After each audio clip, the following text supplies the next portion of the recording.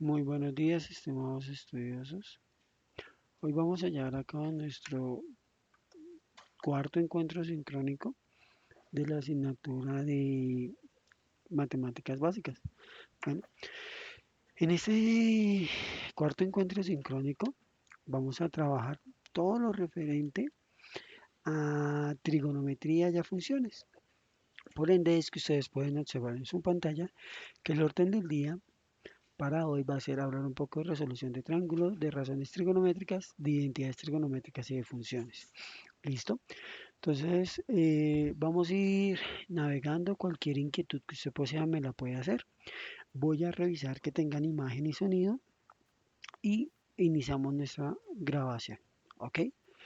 Entonces, bueno, veo que todo está funcionando. Ustedes tienen imagen y sonido. Espero que todo esté marchando bien. Entonces, bueno, como les decía, nosotros vamos a revisar entonces algunos elementos de la trigonometría. Entonces, en primer lugar debemos empezar claramente por hablar de qué son los ángulos. Sencillamente, nosotros hemos visto normalmente o muy cotidianamente, ¿cierto? Trabajamos con ángulos. Ahora bien, es importante recordar, ¿listo? Que los ángulos sencillamente es una composición de dos lados, ¿listo? Y esa composición, entonces, y en algún punto se unen, ¿cierto? Entonces un ángulo, como ustedes pueden ver en la imagen, está compuesto por dos lados, un punto que se llama vértice, que es el punto en el que se encuentran, y esa, llamémoslo, amplitud, ese recorrido que hacen, ¿cierto? ¿Listo? Entonces es lo que nosotros denominamos como el ángulo, ¿cierto? Esa pequeña apertura que se hace entre estos dos lados. Bien, ahora es importante tener en cuenta que que los ángulos, ¿cierto? Se miden, ¿listo? Desde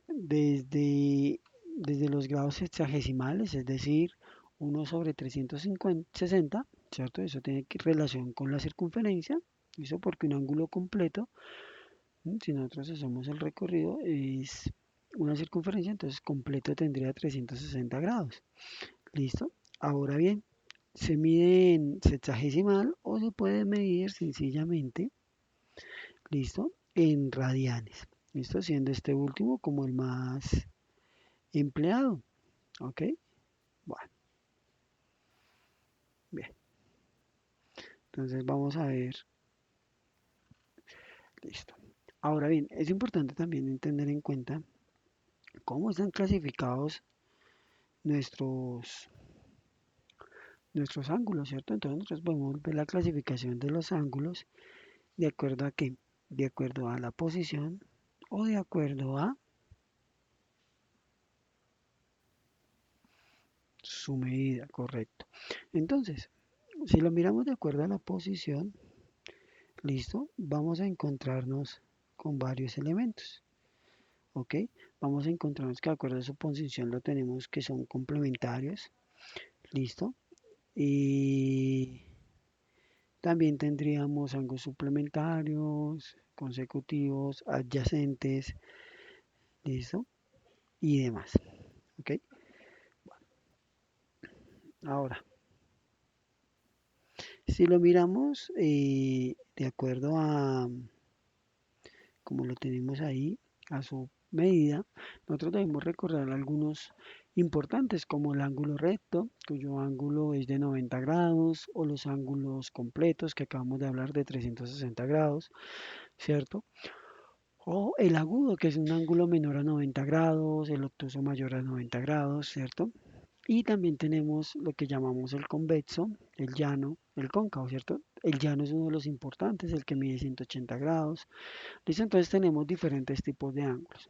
Como ustedes ven en la imagen, listo, de esa manera podemos tener o clasificar los ángulos. Es fundamental, muchachos, que ustedes tengan esa clasificación en su mente. En ocasiones a uno le suelen decir, mire, dos ángulos complementarios, ¿cierto?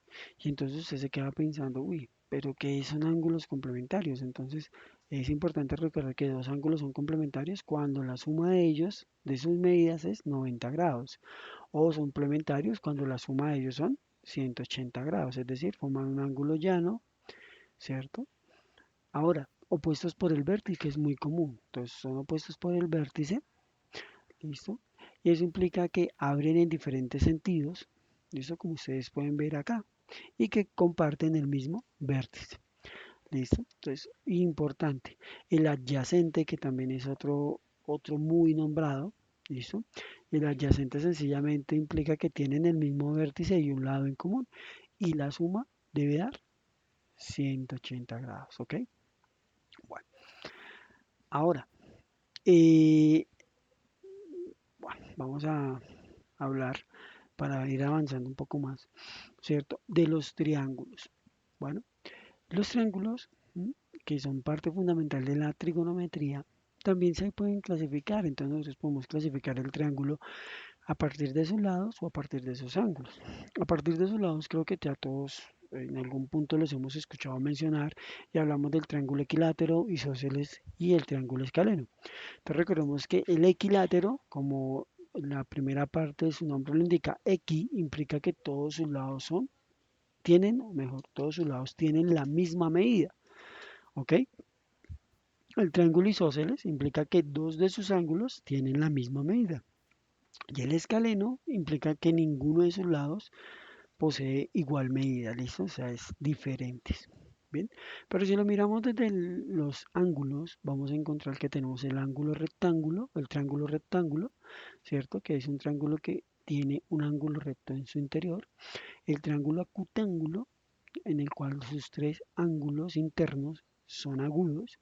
Y el triángulo obtusángulo, el que tiene un ángulo obtuso, ¿cierto? En su interior, ¿ok? Entonces es importante eso también tenerlo en cuenta. Otro de los conceptos que utilizamos con mucha frecuencia dentro de la trigonometría y principalmente para dar solución a ejercicios o problemas de triángulos, ¿listo? Es el teorema de Pitágoras. El teorema de Pitágoras, creo que la mayoría de nosotros lo hemos escuchado mencionar, sencillamente nos establece la relación que hay, ¿cierto?, entre los tres lados de un triángulo rectángulo. Ojo, primero, ustedes deben recordar en primera instancia que este teorema solo se aplica a triángulos rectángulos, ¿ok? Lo segundo, lo que proyecta este lado en términos de área, perdón, ¿cierto? Y este lado en términos de área es igual, si sumo esas dos áreas, a lo que proyecta este ángulo, este lado en términos de sus áreas. Y eso es lo que demuestra el teorema de Pitágoras. ¿Listo? Entonces por eso nos dice que uno de sus lados, que vamos a denominar hipotenusa, que es C, y es el lado más largo o el de mayor medida de los tres lados del triángulo rectángulo, ¿cierto? Al cuadrado es igual a la suma de los cuadrados de los catetos. ¿Listo? Que es lo que tenemos acá. Ahora bien, recordemos también que este lado C que llamamos hipotenusa se puede identificar o porque es el más largo o porque sencillamente es el lado opuesto al ángulo de 90 grados. ¿Listo? Y los otros dos son los catetos. Bueno, bien. Ahora, miremos un ejercicio de aplicación de cómo se maneja el triángulo o el teorema de Pitágoras. Nos dice, un caracol sale todos los días de su escondite y va a comer los brotes de un árbol. Para ello, se desplaza por el suelo durante 8 minutos y luego, sin variar su velocidad, trepa durante 6 minutos por el tronco de un árbol. Pero un día se encuentra con que alguien ha colocado un tablón justo en su guardia hasta la base de la copa del árbol. ¿Cuánto crees que tardará si decide subir por el tablón? Eso sí, él avanza siempre imperturbable a la misma velocidad. ¿Ok? Entonces miremos eso. Vamos a un minuto. Bueno, voy a empezar aquí a compartir mi pantalla. Va a cambiar un minuto mi pantalla. Listo. Y voy a compartir. Vamos a dejar esto. Compartir. Listo. Ok. Entonces, vamos acá. Supongamos, voy a tratar de dibujar. Ese es, voy a mostrárselos. Ok, voy a manejar aquí. Listo. Entonces supongamos varias cosas. La primera, listo. Y es que la primera de ellas es que voy a dibujar. Permítanme un segundo, ya voy. Voy a dibujar aquí donde sale el gusano. ¿Listo? Ok, lo vamos a tratar de dibujar, ¿vale? Ese es el gusanito. Bueno, ahora bien, el gusanito siempre camina hasta un árbol. Por acá está el árbol.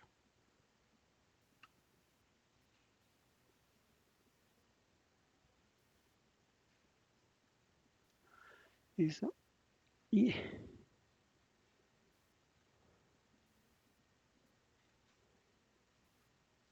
listo. Ese es nuestro árbol. ¿Listo? Entonces, la idea es que él, yo voy a trazarlo aquí con un color diferente, él siempre camina desde donde sale, desde su guarida, hacia el árbol, ¿cierto? Y luego sube por el árbol, ¿ok? ¿Es claro ahí? Entonces, ¿qué pasa? Que él en ese recorrido se demora 8 minutos y luego subiendo se demora 6 minutos, ¿ok? Listo. Dice que un día cualquiera, desde donde él sale hasta la copa del árbol, perdón, aquí yo trato de hacerlo un poquito más, ¿cierto? Hasta la copita del árbol, a él le colocan un tablón, ¿cierto? Entonces él podría trepar ahí. La pregunta es, ¿cierto? ¿Cuánto tiempo se demora si él decide subir por este camino? ¿Ok? Si ustedes observan detenidamente, ¿listo? Vamos a encontrarnos,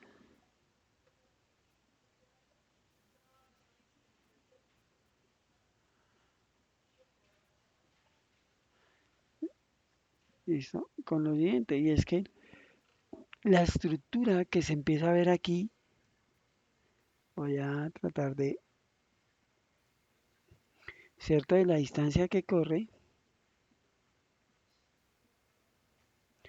por aumentar un poquito esto, ¿listo?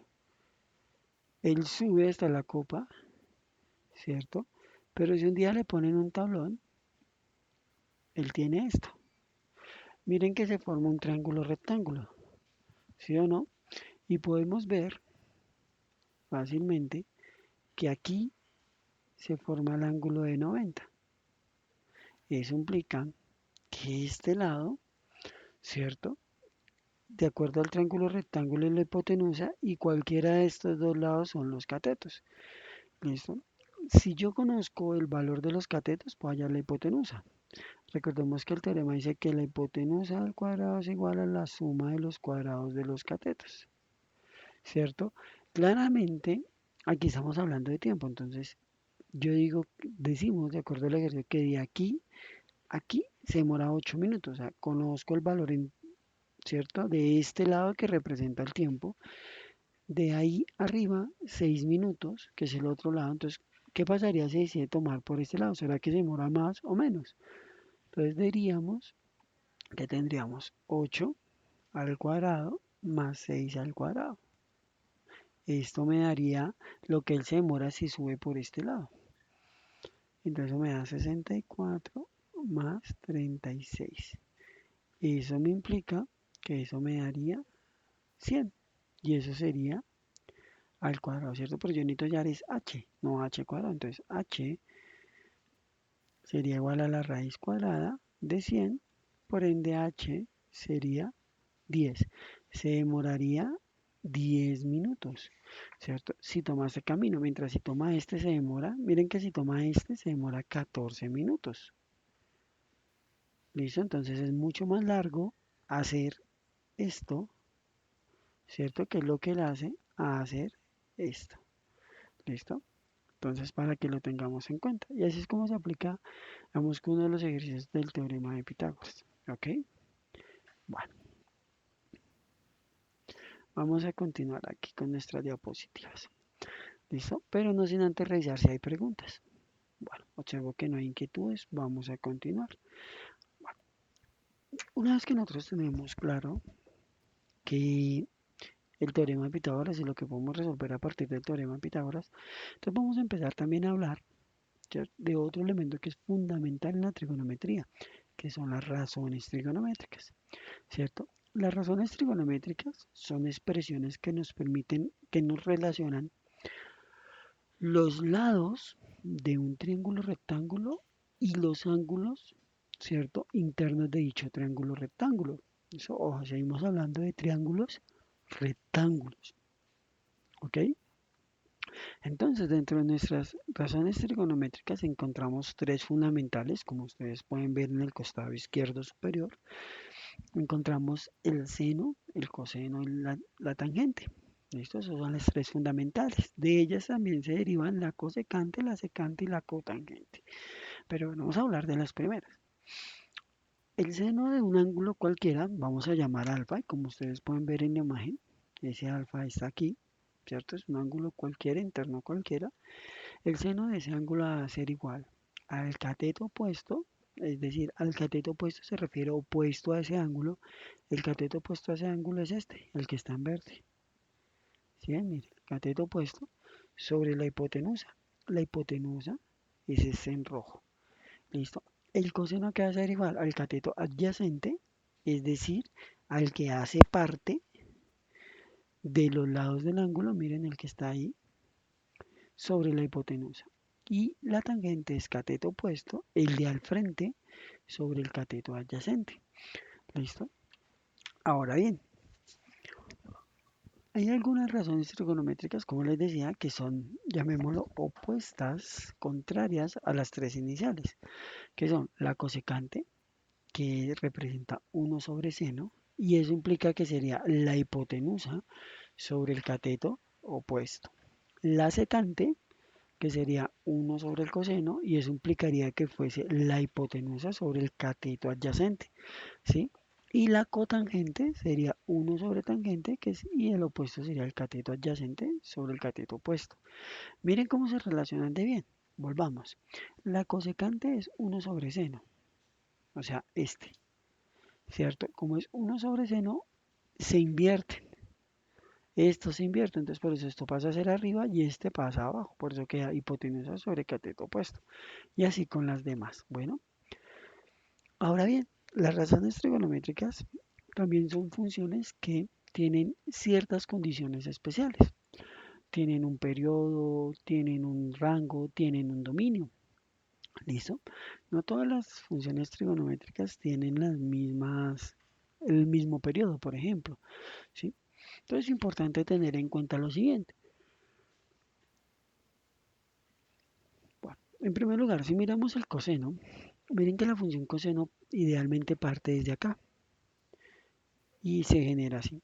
Este, esta, este ciclo que ella hace aquí, ¿cierto? Todo lo que se demora en hacer este ciclo se denomina periodo, ¿listo? Que es el tiempo en que gasta en hacer toda esta vueltica.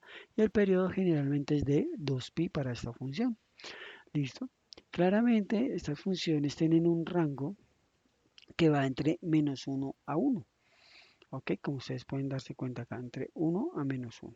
Y tienen un dominio que va de menos infinito a infinito. Recordemos que el dominio son todos esos valores que la función toma sobre el eje X y el rango son todos aquellos valores que la función toma sobre el eje Y. Ahora bien, si ustedes miran otra función, como por ejemplo el seno, miren que el seno se grafica diferente, pero tiene el mismo periodo para hacer esta curvatura. ¿Listo? 2pi Su rango también va de -1 a 1 y su dominio de -infinito a infinito. Pero si hablamos de la tangente, miren que la tangente superior es diferente, únicamente es de pi. ¿Por qué? Porque cada pi ella vuelve y sale, ¿cierto? Y a esto, donde ustedes ven aquí esas lineecitas moradas, se les conoce como asíntotas.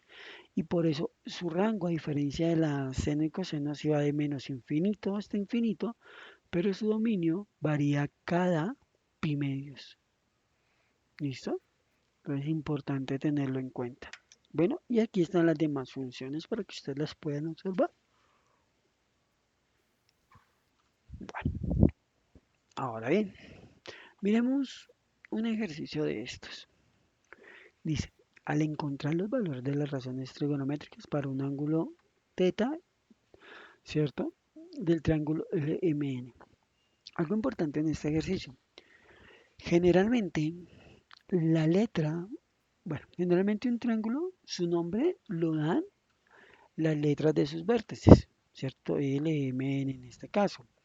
¿Listo? Nosotros podríamos denominar este triángulo como LNM o MNL o MLN, ¿cierto? Cualquiera de las tres podría ser, pero se denomina así por una simple razón, y es porque la letra de la mitad generalmente es la letra que tiene el ángulo, ¿listo?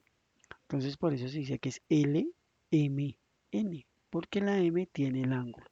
Entonces aquí nos piden hallar las razones trigonométricas para este tipo de triángulo. Entonces miremoslo acá. Yo me voy a ir un minuto a mi... Entonces aquí voy a trazar mi triángulo rectángulo. Creo que está así, ¿cierto? Voy a utilizar... Aquí me dicen que mide 8 y 6, entonces tengo 8 y 6. Tengo L, M, N, ¿cierto? Mi triángulo, el triángulo L, M, N. ¿Listo? Y aquí, en este punto donde está M, tengo mi ángulo teta. ¿Listo? Entonces me dicen, oye, calcule las razones trigonométricas. Entonces, por ejemplo, sabemos que el seno de teta es igual a ¿qué? Al cateto opuesto, ¿cierto? Recordemos que es cateto opuesto sobre hipotenusa. ¿Eso qué nos traduce? ¿Mm? Eso nos traduce que sería el cateto opuesto al ángulo es 6, miren, 6 sobre la hipotenusa, pero tenemos un problema, no conocemos el valor de la hipotenusa. ¿Qué deberíamos hacer? Recuerden que para hallar la hipotenusa tenemos algo que es el teorema de Pitágoras. Y el teorema de Pitágoras nos dice que h es igual a la raíz cuadrada de a al cuadrado más b al cuadrado. Entonces la hipotenusa va a ser igual a la raíz de 36 más 8 por 8 es 64. Bueno, nos dieron los mismos valores. H es igual a la raíz de 100, por ende H es igual a 10, ¿cierto? O sea que esto es 10. Ahora sí lo tenemos. Entonces vamos a borrar acá, ¿cierto? Y tenemos que esto es 10, es decir, 0,6, ¿cierto? Entonces tenemos que el seno de teta es 0,6. ¿Listo? Si queremos hallar el coseno de teta, a ver, ¿qué era el coseno de teta? Los espero. ¿Mm? Recordemos que es cateto adyacente sobre hipotenusa. ¿Eso qué implica? Que sería el adyacente es el que ayuda a formar el ángulo. O sea, sería 8 dividido en 10, o sea, 0,8. Eso sería el coseno de teta, ¿cierto? 0,8. Y si miramos lo último, la tangente del ángulo teta. La tangente es opuesto, cateto opuesto sobre cateto adyacente. Es decir, 6 sobre 8. 6 sobre 8 es 3 cuartos, ¿cierto? Y eso sería tangente de teta, 0,7 más o menos, 0,7. ¿Listo? Bueno, listo. ¿ok? Ahora, digamos que nos ponen a hallar el ángulo. Esto se los voy a explicar y espero ustedes tengan su calculadora a la mano. Entonces, si usted necesita hallar cuánto vale teta, digamos que una pregunta es, venga, y halle el valor de teta. ¿Usted cómo hace? Pues usted utiliza cualquiera de las razones trigonométricas. Entonces, usted, por ejemplo, tiene el seno de teta es igual a 0,6, ¿cierto? Entonces, usted puede decir, ¿cómo hago aquí para hallar el ángulo? Usted va a decir que teta es igual al seno a la menos 1 de este valor que era 0,6. Y con eso, ustedes pueden hallar el ángulo. ¿Listo? Entonces, si usted tiene su calculadora a la mano, usted va a su calculadora, que espero sea una calculadora científica, ¿cierto? Ahí usted no va a encontrarse en a la menos uno, de manera en una de las teclas, pero si usted oprime la tecla Shift, ¿cierto? Y le da seno, por ejemplo, le va a aparecer seno a la menos uno. Entonces, con esa función, ¿listo? Usted puede tener, pone y pone el ángulo, o sea, pone Shift, seno. Si usted va a su calculador, usted pone la tecla, presiona la tecla Shift, le pone la tecla seno y luego le pone el valor de 0,6 en este caso. ¿Listo? Y al darle igual, usted le da un resultado de 36,86 grados, más o menos. ¿Listo? O sea, 37. Y ese sería el valor del ángulo. Si usted lo hace con coseno, lo puede hacer, no va a pasar nada. Va a ser, debe darle muy aproximado. Entonces, lo mismo. Si utiliza la palabra coseno, entonces dice que teta a partir del coseno va a ser igual, perdón. Vamos aquí a ajustar esto para que no sea tan desordenado, ¿cierto? ¿Cierto? El coseno y habíamos dicho que el coseno era igual a 0,8, ¿cierto? Para este ejercicio. Entonces teta va a ser igual al coseno a la menos 1 de 0,8. Y hacen exactamente lo mismo. La tecla Shift más el coseno más 0,8 en este caso, ¿cierto? Y eso me va a dar 36,86. ¿Listo? Y lo pueden hacer con la tangente, lo ven. Bueno, entonces para que lo tengan en cuenta. Bueno, vamos a continuar. Ahora, vamos a hablar un poco de las relaciones trigonométricas. Las relaciones trigonométricas sencillamente, como su nombre lo indica, son expresiones que se determinan a partir de relacionar, ¿cierto? Un par de elementos. Entonces, las relaciones trigonométricas en este caso se enfocan más a revisarlas no a partir de los, llamémoslo así, de los catetos como tal, sino apoyándonos en las funciones. Entonces vamos a darnos cuenta que, por ejemplo, la tangente es seno sobre coseno, ¿m? Que la cotangente es coseno sobre seno, que la secante es 1 sobre coseno y que la cosecante es 1 sobre seno. Entonces tenemos, ten en cuenta que antes tangente para nosotros era cateto opuesto sobre adyacente.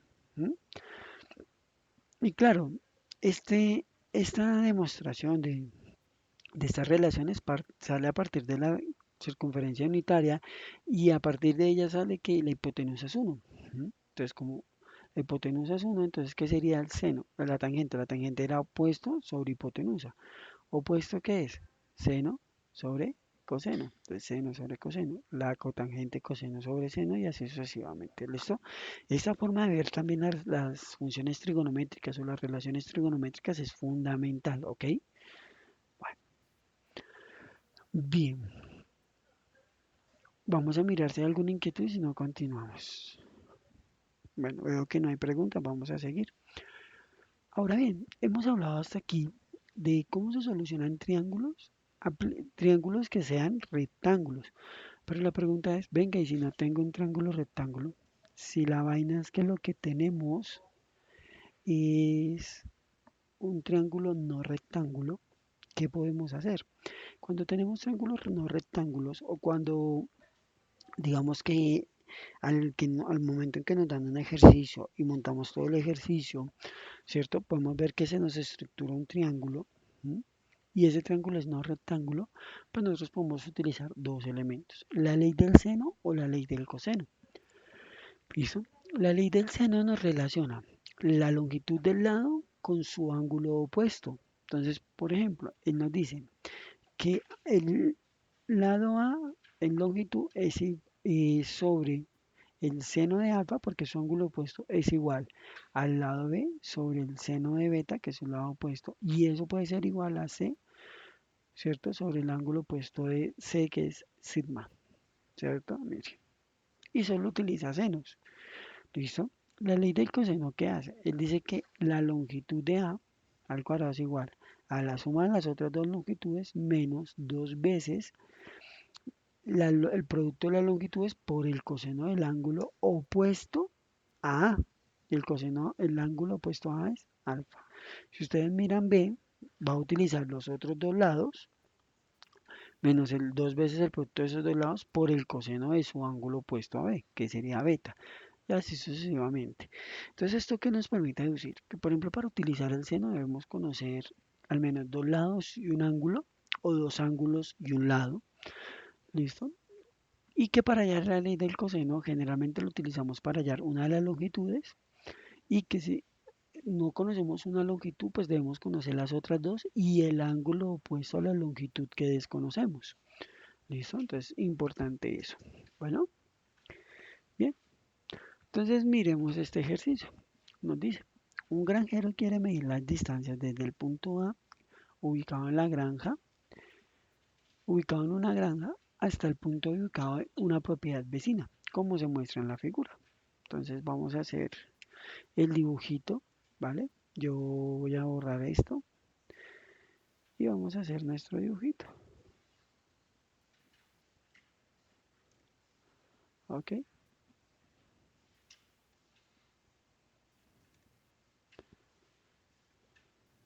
Entonces, vale, cuidado que tenemos un triangulito, un triángulo. Aquí está nuestro triángulo. Listo. Y nos dicen que tenemos ABC. Entonces vamos a llamar a esto A. Tenemos, perdón, tenemos A, B y C.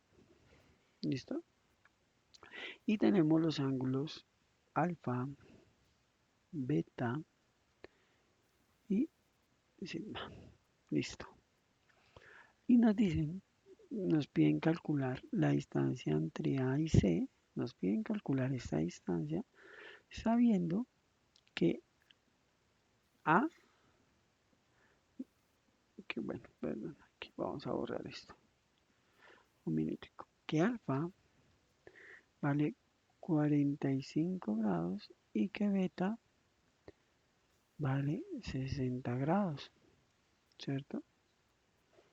Y des en cuenta que dentro de la imagen de A a B, la distancia de A a B es 50 metros.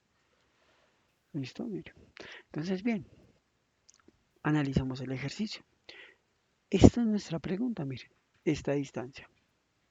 Conocemos esta distancia de aquí a aquí, que es 50 centímetros, y conocemos los ángulos de aquí 45 y de aquí 60, ¿cierto? Bien, ¿qué podríamos utilizar? Entonces analicemos. Si lo que queremos es hallar la distancia de A a C, ¿cierto? Entonces llamemos esa distancia AC. Llamémosla mm, A. De C a B, bueno, vamos a hacer ciertas apreciaciones para que nos quede un poquito. Vamos a llamar la distancia, vamos a llamar de A a B, vamos a llamarla A, de B a C, la vamos a llamar B, y de C a A vamos a llamarla C. Entonces voy a renombrar eso aquí, entonces yo ya de acuerdo a lo que dijimos, esto es A, esto es B y esto es C. O sea que en pocas palabras, mi incógnita es C. Entonces miremos. Si aplicamos ya sabemos que el teorema de Pitágoras no, porque no es un triángulo rectángulo. Entonces pensemos en la ley del coseno. Si pensamos en la ley del coseno, necesitamos, como necesitamos hallar C, Entonces c al cuadrado debe ser igual a al cuadrado más b al cuadrado menos 2 veces a por b por el coseno del ángulo opuesto a c. ¿Cuál es el ángulo opuesto a c? A c, a c, a c. El ángulo opuesto a c es beta, ¿cierto? Porque mire, esto es c. El ángulo opuesto es beta. Entonces miremos una cosa. ¿Qué conocemos de acá? ¿Conocemos A? Sí. ¿Conocemos B? No. ¿Conocemos el ángulo? Sí. Tenemos dos incógnitas con dos ecuaciones porque este C tampoco lo conocemos. O sea que la ley del coseno no nos sirve. Si miramos la ley del seno, ¿qué podemos hacer? Miremos a ver qué podemos hacer. ¿Mm? La ley del seno nos dice que podemos hacer relaciones. Entonces, necesitamos hallar C, ¿cierto? Necesitamos hallar C, pero tenemos que ese supuesto seno de beta es igual a, miren que curiosamente, si yo puedo utilizar este lado que lo conozco, ¿cierto? A de mi opuesto sería el seno de phi, pero este no lo conozco. Claramente, si ustedes miran, este no lo conozco, este no lo conozco, estos dos sí. Pero ojo, hay una diferencia aquí, y es que este ángulo phi lo puedo hallar como ¿qué? Como 180 menos la suma de alfa más beta.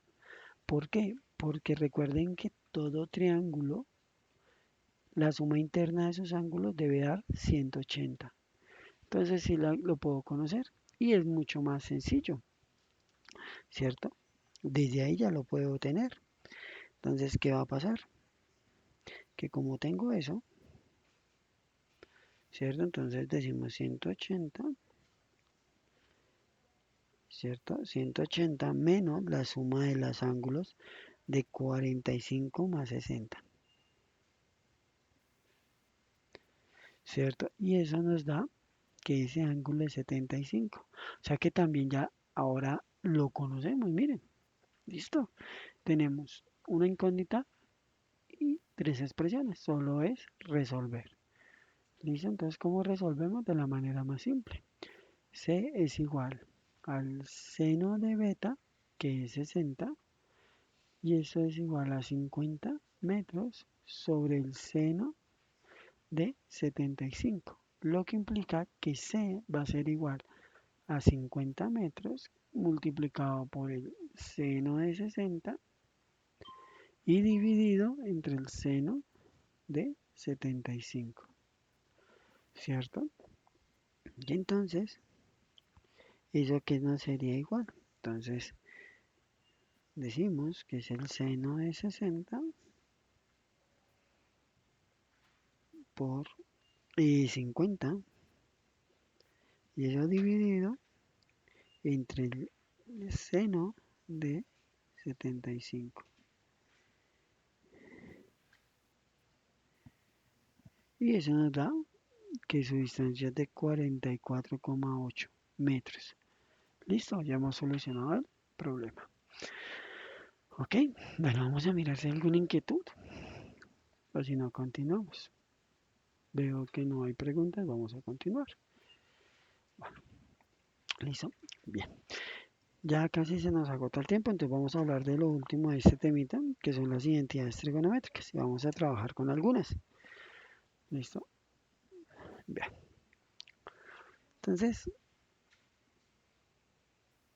bueno, ¿qué son las identidades trigonométricas? La identidad trigonométrica sencillamente es una igualdad entre dos expresiones, ¿listo? En donde usted puede ver que hay una o más variables, ¿listo? Y claramente hay una condición de igualdad que se cumpla. Entonces aquí tenemos un par de identidades, ¿cierto? Pero bueno, quiero hacer un poquito más de salvedad en lo que usted está viendo. Lo que usted ve aquí, identidades trigonométricas, hace relación a lo que era una ecuación para nosotros, ¿cierto? En álgebra vimos lo que era una ecuación, entonces veíamos que una expresión era igual que otra, ¿cierto? De alguna manera lo podíamos observar. Nosotros podemos decir que 5x se puede ser, perdón, 2 más 3x, o que este x más 1 puede ser igual a x cuadrado menos 1 sobre x menos 1, ¿cierto? Porque eso es una diferencia de cuadrados, se resuelve, se cancela y me va a quedar x a menos 1. Entonces son formas de verlo, ¿sí? Son formas que al operar un lado me iguala a otro. Entonces, en- nosotros definimos aquí identidades trigonométricas, aquellas identidades en las que se establecen relaciones entre las funciones trigonométricas. Dice, hablemos de relaciones de igualdad, en pocas palabras. Entonces tenemos unas muy conocidas como por ejemplo el seno cuadrado de teta más el seno cuadrado de alfa más el coseno cuadrado de alfa es igual a 1, o sencillamente que el seno de 2 teta, o sea, el seno de un ángulo doble es 2 seno de teta coseno de teta. Son identidades que se pueden demostrar. ¿Listo? Hay otra como la tangente, que el seno sobre coseno es una identidad. ¿Listo? Dentro de las identidades nosotros las podemos clasificar en tres grupos. Las recíprocas, las por cociente y las pitagóricas. Y empezamos por este último, por este, las recíprocas. Las recíprocas sencillamente son expresiones, ¿cierto? Que cumplen una condición y es que para cualquier valor y para cualquier función seno, pues hay una recíproca del seno que es la cosecante, eso lo veíamos anteriormente. Entonces son funciones recíprocas. Entonces, por ejemplo, cosecante de teta es una identidad recíproca al seno de teta. La secante de teta es una identidad recíproca al coseno de alfa, perdóname lo de los ángulos. Y la cotangente de alfa es una recíproca a la tangente de alfa. Es importante, bueno, señalo algo. Hablar teta, beta, gamma, alfa son ángulos y sin importar el tipo o el nombre que le demos al ángulo, se cumple para todos, ¿no? Quiero aclarar eso. ¿Listo? Entonces a eso le llamamos con identidades recíprocas. También tenemos las identidades por cociente, que son aquellas identidades que salen al dividir dos expresiones. Entonces está la tangente, la cotangente, la secante, la cosecante, el seno, el coseno, ¿cierto? Son identidades. Pero hay unas muy importantes que son las pitagóricas. Estas pitagóricas se deducen a partir del teorema de Pitágoras, debido a su nombre, ¿cierto? Y de la circunferencia unitaria, que era lo que veíamos acá. Entonces, este lado, por ejemplo, yo tengo este lado que se proyecta hasta X, proyecto eso hasta un punto aquí, ¿cierto? Y des en cuenta, recuerden que desde el origen a cualquier punto de la circunferencia nosotros denominamos radio, ¿cierto? Pero ese radio, en este caso, al formar el triángulo, es la hipotenusa. Entonces, como la circunferencia es unitaria, implica que su radio es 1, ¿cierto? Entonces, al momento de construir mi triángulo y de calcular X o X, Y, Z, voy a encontrar que el coseno, por ejemplo, es opuesto, ¿cierto? El coseno que decíamos era cateto adyacente sobre hipotenusa. El cateto adyacente es X. Sobre la hipotenusa que es 1, pues 1. Entonces me queda que X es igual al coseno de alfa. El caso de Y, ¿cierto? Entonces, por ejemplo, el seno de teta es opuesto. Opuesto a la medida de Y sobre hipotenusa que es 1. Entonces, por ende, queda que Y es igual al seno de teta. Y de ahí podemos describir muchas cosas. Como por ejemplo, esta identidad. Si yo ya sé que X es coseno y que Y es seno, pues al elevarlos al cuadrado eso me debe dar 1, mire. Es otra forma de expresar esto que es la circunferencia unitaria. ¿Listo? Bien.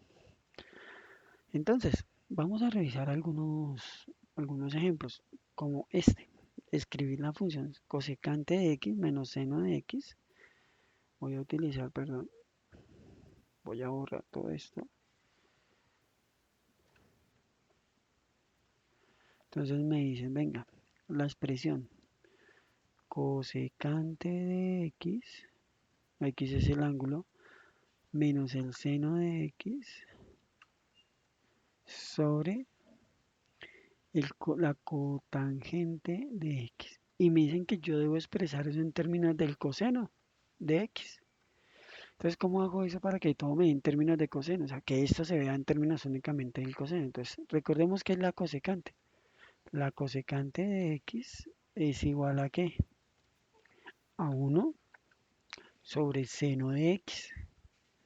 Y la cotangente a que es igual a 1 sobre tangente de X, ¿cierto? Y recordemos que la tangente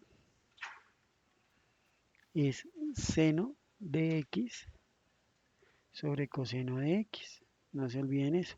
Entonces vamos a empezar a organizar. Cosecante, 1 sobre el seno de X menos el seno de X sobre.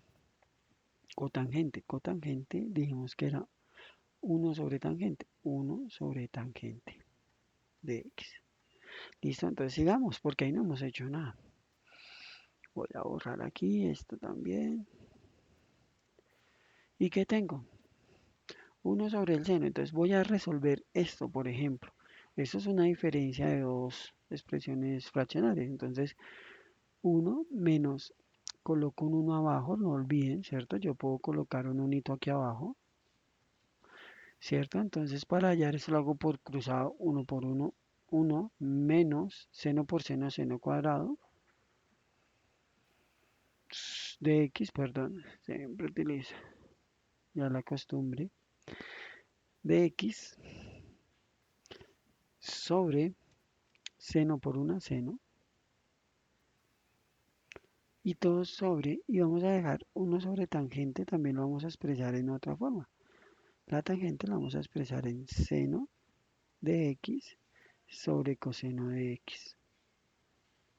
Ahora sí, ¿qué tenemos acá?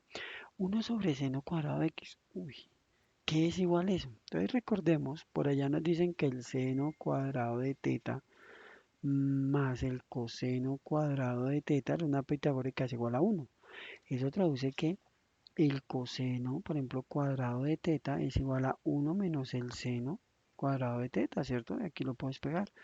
O sea que 1 menos seno cuadrado de teta es coseno cuadrado de teta. Entonces voy a poner coseno cuadrado de teta sobre seno de... Ay, perdón, aquí vuelve y juega. Esto es x. Coseno de x sobre el seno de x. Sobre. Y miren lo que hago acá. Aquí puedo hacerle la de la oreja, ¿cierto? Porque a este le coloco un 1 abajo. Medios con medios, extremos con extremos. Entonces me queda coseno de x sobre seno de x, ¿cierto? ¿Y de aquí qué obtengo?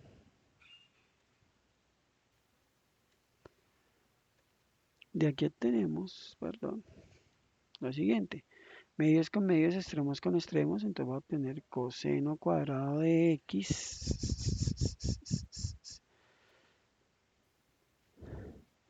Coseno cuadrado de x por el seno de x sobre seno de x coseno de x. Y miren lo curioso, este seno con este seno se cancelan, este coseno con un coseno de acá se cancela y esto me da únicamente coseno de x, miren. Y esa sería la respuesta. Ok, listo. Bien, listo. Entonces, ahí por ejemplo es uno de los ejercicios que uno puede resolver.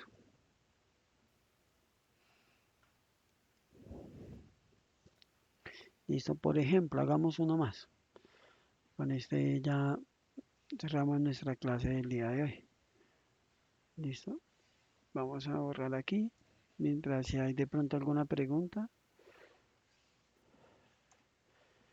Bueno, entonces vamos a hacer el último ejercicio.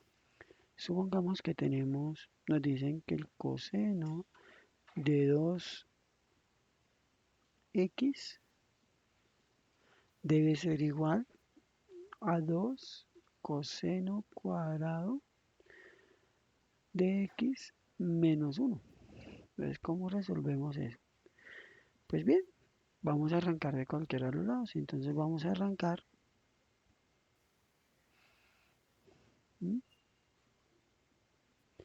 de la siguiente expresión.